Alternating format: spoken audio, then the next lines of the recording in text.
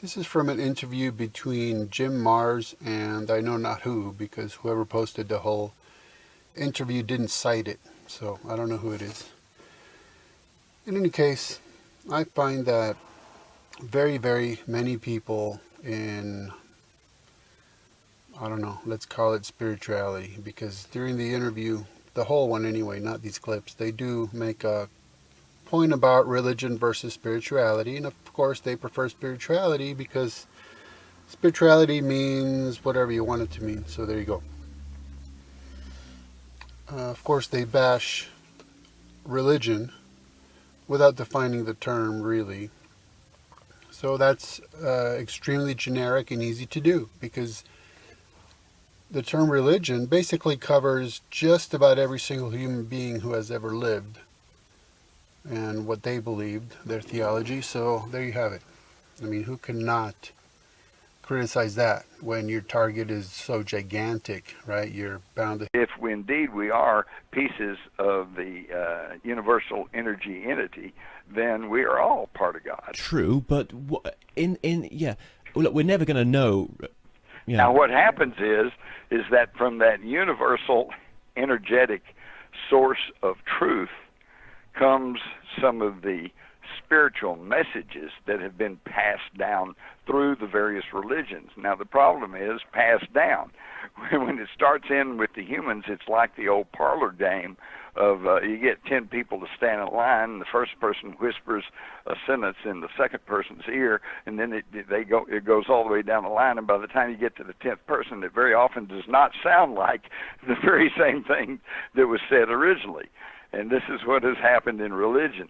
The basic tenets are there, and they're all true and correct, but they've been manipulated, they've been edited, they've been, for example, most of the Christians today operate off the case about what is known as Chinese whispers or the game of telephone. Again, when you apply it to religion as a whole, well, of course, like I said, the target is gigantic. Okay, it's going to make sense at some point in somebody's religion. But if I were to speak specifically of the oral traditions involved in the Bible, it seems a case of what C.S. Lewis would have called chronological snobbery, right? Like, oh, we today, we're write things down society, so we're much better at record keeping. But back then, they just talked to each other. Yes, in societies that did not make it a habit of writing things down, they had vastly better memories than we do. Right, like think of the African griot. They could recite a genealogy that listed hundreds of peoples by memory. I mean, this was just standard. Right, rabbis that would memorize the Torah, right? Muslims that would memorize the Quran. I mean, and these people were not as dumb as we would like to think they were. I mean, you think they couldn't figure out that people can forget things or misstate them? No, there were systems in place in oral cultures to allow the speaker a certain amount of leeway with what they were relating, but also keeping them to a standard or a basic premise, to a basic core foundation of what they were saying had to be accurate, and if not, the listeners could correct them. I mean, there's all kinds of things in place to ensure accuracy. For example, most of the Christians today operate off the King James Version of the Bible, which, if you'll read the flyleaf, says the Bible according to King James. Okay, didn't say it came straight from God. It said it came from King James, and nobody ever said that King James, was a direct conduit to God. And so you can imagine that if they're editing the King James Version and they get to that verse that says, render unto Caesar that which is Caesar's. If it had actually read, do not render anything into Caesar, I think you could see where they would probably be great pressure to alter that somewhat. That most Christians use the KJV, I would certainly like to see a citation to a study that reveals as much. And even if it's true, it's really irrelevant to the point they're making here. Now, the Bible according to King James. I assume that's supposed to mean something. Like King James just owns the Bible from that day forward. Is this Jim Marr's idea? That it came from King James? Well, no. The translation is according to King James, or came from King James. And it isn't even that, because he didn't translate anything. It is the King James translation because it was done under his auspices. I mean, it was done under his request or in his authority.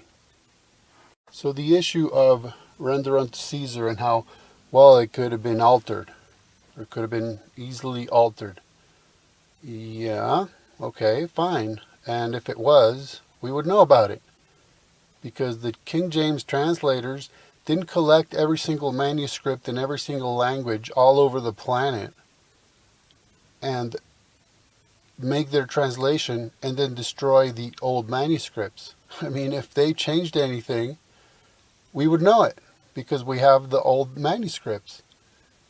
I mean, we have Greek Septuagint, we have Dead Sea Scrolls, we have the Peshitta, the Peshitta, we have the Masoretic. We have so many manuscripts in numerous languages, and King James being 1611, I mean, that's over a millennium and a half of buildup of manuscripts. So no, sorry, it's not as easy as, oh, the king might want us to do this, so let's alter it. No, we would know about it. Obedience to the king. Yes, I mean, I never, I think when that comes through, man, such information that's come from the source, I always think, there's quite a bit of filtering that's took place there for these old religions. Not, how can one book have all the truth? I mean, Christ, it takes a good bunch of ufologists to get together just to get near the truth, yeah? Now, this, unfortunately, is a very, very common either misconception or misstatement that the Bible is one book. So his point seems to be it can't be all contained in one book. Well, I would imagine maybe the solution would be that various people would write various books throughout the years, and then they would be compiled. That which is considered to be truth would be compiled into what? One volume. Well, the Bible is not one book.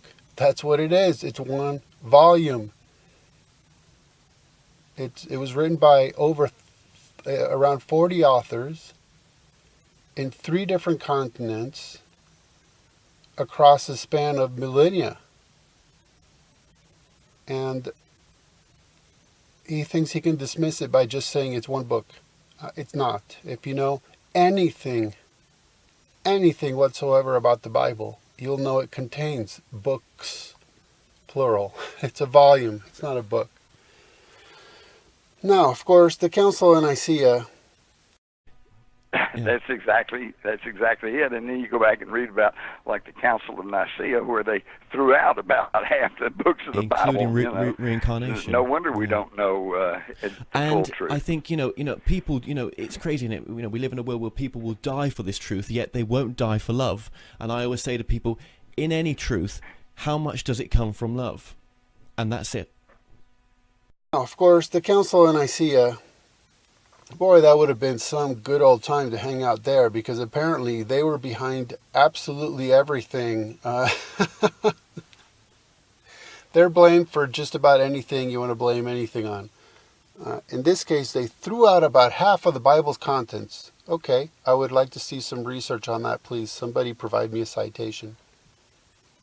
Right, because certainly Judaism was not affected by the Council of Nicaea. They could care less. And what is the Jewish Bible, the Tanakh?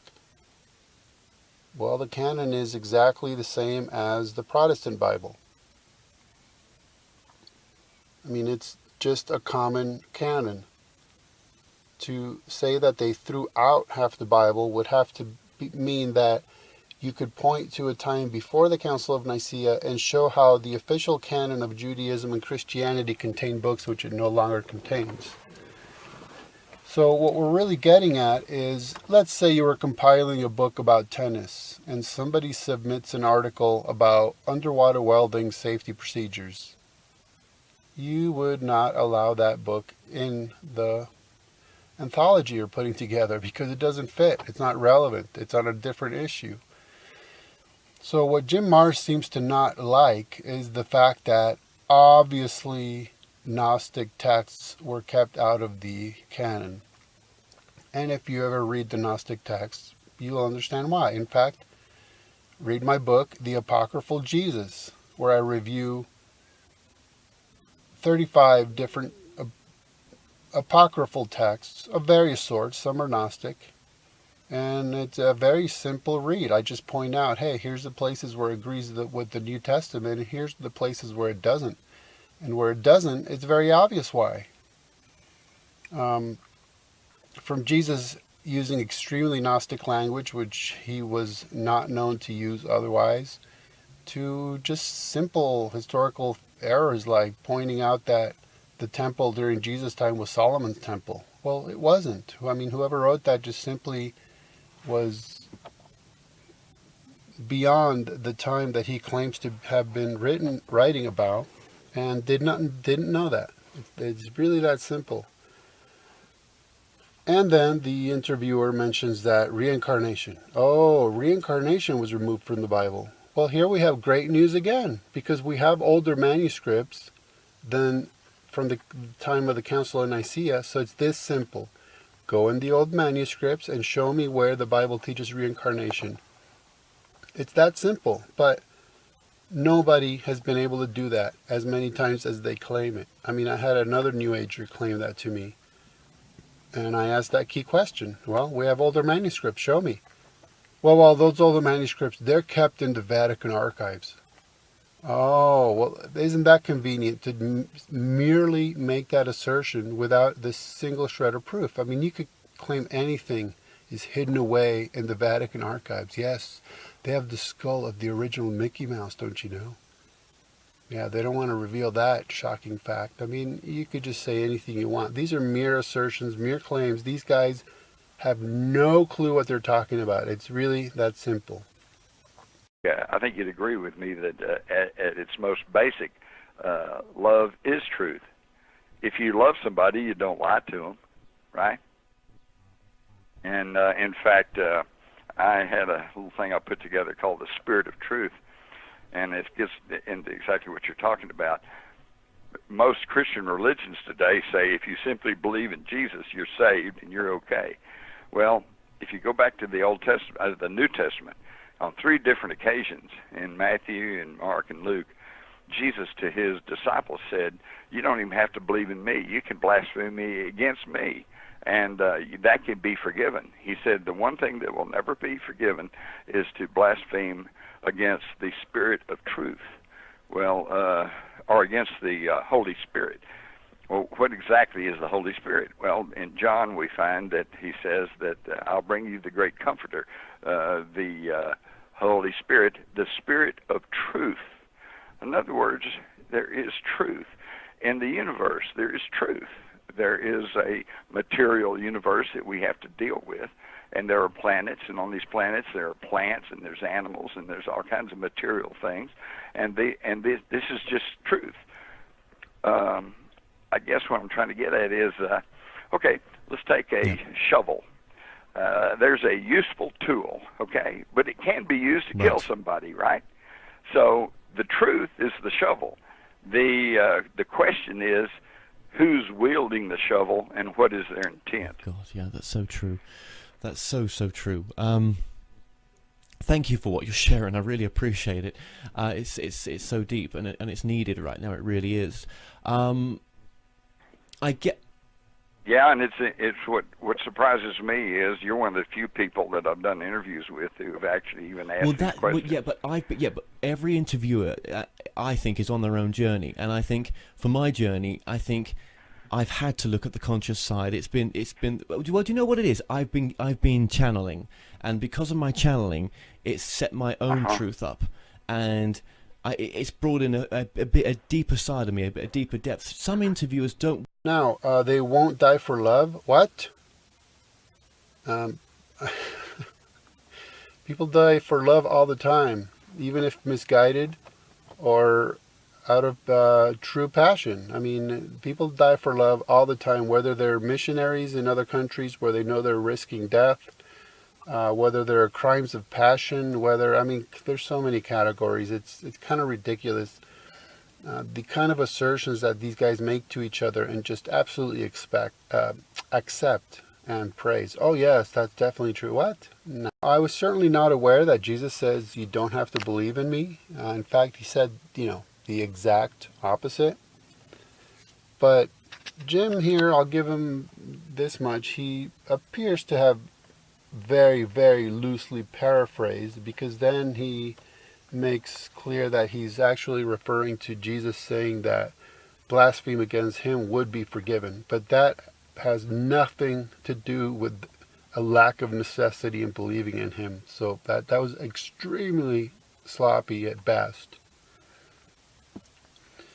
So it's a category mistake, if anything, to equate you can blaspheme against me and it will be forgiven. Forgiven when? Oh, when you believe in Jesus, right? So there goes that. And then he talk about category mistake, to refer to the spirit of truth, with the spirit and also truth being defined within the context of the Bible itself, and to think that this has something to do with aliens on other planets. And apparently his point being, you cannot deny that there's aliens on other planets, because that would be blaspheming the spirit of truth, since he personally subjectively believes that that is true. I mean, talk about category mistakes. During the interview, of course, they often refer to my truth, which I think is a very interesting way of claiming authority, right? You have the right to demand that whatever you say should be taken as being truth. And if you say, well, no, it's not, well, it's my truth. Okay, well, I guess that now you have ownership. I mean, you have like you're a stockholder in truth. The fact is, truth has no ownership. Truth is absolute. Truth means that something is that which it is, regardless, whether you like it or not, whether you prefer it be different or not, whether you agree with it or not, whether you are aware of it or not. Truth is that which it is. And it is absolute by definition. Now, instead of my truth, these guys need to be referring to my beliefs or my opinions, or here's what I think, or here's what I feel. Now, that's a whole different issue. So they should not be playing this my truth authority game, because it gets them nowhere except into a world of subjectivism when they're making it sound as if they're being objective. I hate to sound like David Icke, but in fact, people are constantly asking me what I think about David Icke, and I always give them my stock response, which is, I've had enough background in public relations and advertising to realize that I'm not going to win friends and too many people over by calling the Queen Mother of England a 200-year-old extraterrestrial reptilian cannibal. But on the other hand, I'm not prepared to say that he's just absolutely 100% wrong. Yeah, I mean, I always say to people, use discernment, go with what feels right. If it feels too wacky and out of place, don't go with it. If Exactly. he's done that's his research, that's his truth, and That's his truth. And like I said, I'm not prepared to say that he's wrong. I just have. So, of course, the issue with David Icke is interesting. And yes, the fact that beyond his theorizing, he has actually outright stated that he personally witnessed the Queen shape-shifting into a reptilian. Okay, now that's very different than concocting some sort of theory about how there's a reptilian bloodline and what have you. He claims to have been a personal eyewitness. But you can't leave it at that, because he actually explained the scenario. He was somehow within her company. She was at the periphery of his vision.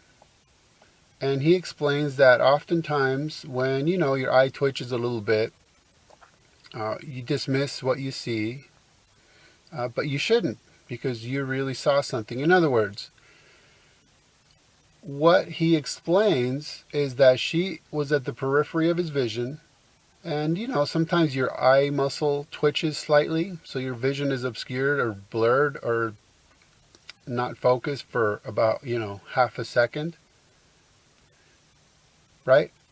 And that event is what happened that led him to claim that he personally witnessed her shape-shifting into a reptilian.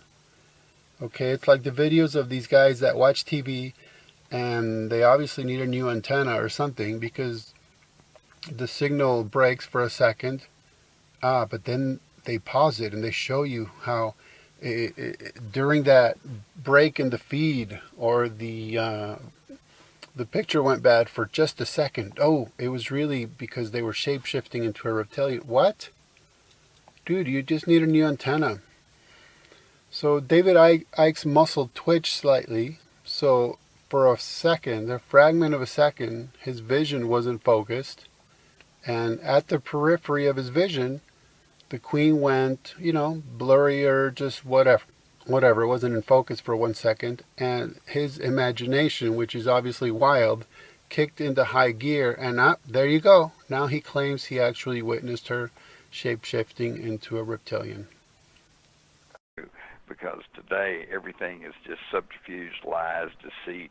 We're being told all kinds of stories from all different sides and from all different factions, and many of whom actually believe it because this is what they were told. In other words, I notice working with police department and the police, if police are just like little old ladies in one respect, and if one cop tells another cop something, he just automatically believes it because it came from another cop. Just like the little old ladies gossiping, they heard it from Aunt Susie, so it's got to be right. And yet it gets propagated on through our whole society to where whole factions, large factions of people. This is an interesting pseudo standard, right? That you feel your way to truth. I mean, who really can do that throughout their life, right? Oh, I feel this is truth, therefore it is truth, or my truth. I feel that's not truth, so it's not truth, or it's not my truth. That's no way to do it, and I'll give you the main reason why. Have you ever felt that something was true, so you accepted it? And then down the line, the next day, the next week, 10 years later, you felt that you were wrong. You felt differently about it, right? So then you have to throw that away, and now you accept something else based on your feelings. In other words, feelings are notoriously unreliable, tentative, subjective, intrinsic, and feelings are based on all sorts of things. If somebody says, hey, so-and-so said this about you. Oh, I'm really mad now. I got this feeling. I'm angry about it. And then you confront that person, and they say, well, oh no, that's mistaken. I didn't actually say that. What I said is this. Oh, okay. I'm sorry, never mind. Well, there go your feeling-based emotions. There's just no way to do it. And this bit is very interesting because we're being told all kinds of stories. Yes, including the one by Jim Marrs and the interviewer. That's all they're doing. They're doing the very same thing they condemn. And this is throughout the interview, where they bash religion and they praise spirituality. But why is their spirituality right and religion is wrong? Well, because they claim to be right. It's their truth after all. And through whatever practices, such as the interviewer's channeling, they get the actual truth. They get the actual fact right from the horse's mouth. So basically, they're warning you against what they themselves are actually doing. And in the end here, Jim Mars makes a really, really good point about channeling, although I would not, like he does, say that it does not also apply to remote viewing. I think they're both, if not in the same exact boat, then the boats are attached. There is a danger in channeling as opposed to remote viewing. In remote viewing, you sit down, you get in a meditative state, you cast your mind out, and you go and you look at things mentally, okay? So you are like a third-person observer. You're not actually involved in anything. You're just looking to see what's going on. Channeling, on the other hand, is when you open yourself up to some other entity to come into your space, so to speak, and then speak with you, learn through you, and all like that. Now, that's not to demean the activity of channeling. It's just a warning that when you open yourself up, you have no real guarantee as to who or what's coming through. And there are certain spirits, certain entities that are treacherous and deceitful.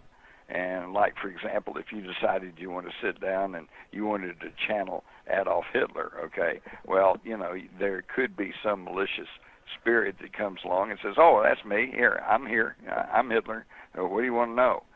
See what I'm saying? So you have to guard yourself against being taken in by subterfuge. You know, I always say that whatever comes through the channeling, if it's coming from love, yeah, if it's coming from love, then I would always say go with it, yeah, because love is the only answer, really. That's what we're here to learn, to love ourselves. And also, you know, if that love is energy is coming through, then it won't have any negative qualities to it. That's what I always say. And one thing I don't always do is that I don't always cover myself with white light. You know, I've got to this procedure now where I walk through a door and then I'm connected in a sense, right? Even though there's a doubting Thomas in there all the time, right? It's still, yeah. You know, which.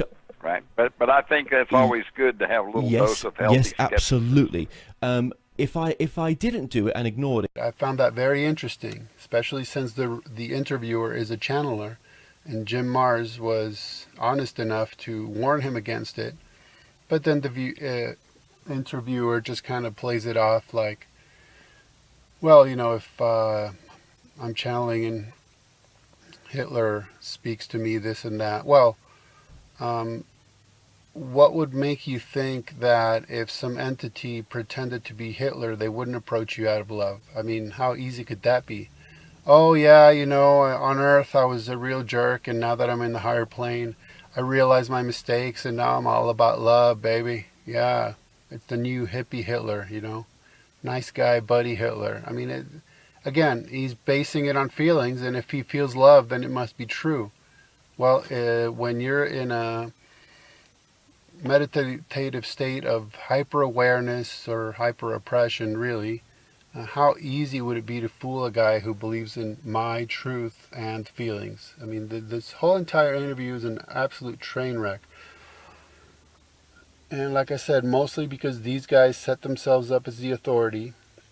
They only besmirch Christianity, which is, I mean, very common of atheists, very common of occultists, very common of any secularist of any kind. So that would clue me in on something. Why is basically anybody who critiques any faith critiques Christianity 99% and anyone else 1%? But this is just